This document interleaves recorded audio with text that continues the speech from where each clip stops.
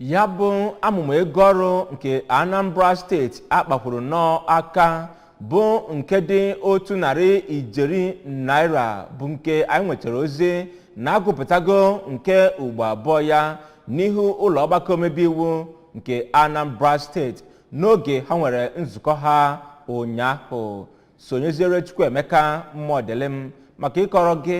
etu nzukọ ahụ si wee gaa.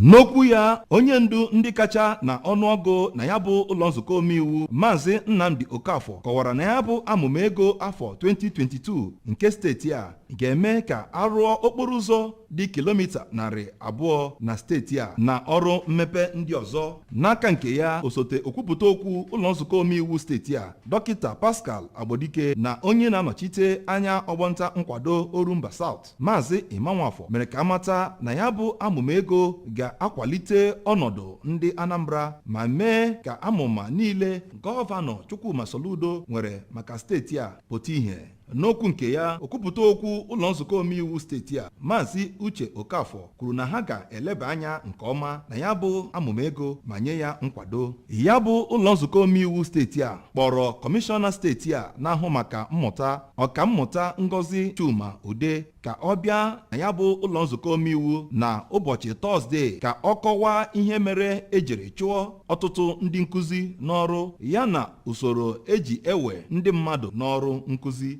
Ụlọ nzukọ omeiwu steeti a kpọkuru ndị isi oche na kansụl ime obodo nke dị na steeti a ka ha chịrị akwụkwọ fak na akwụkwọ ndị ọzọ gbasara otu ego siri bata na kansụl ha malite n'ọnwa Maachị nke afọ a ruo taa. Site n'ụlọ nzukọ omeiwu steeti a, abụ m Chukwuemeka Mmodelim.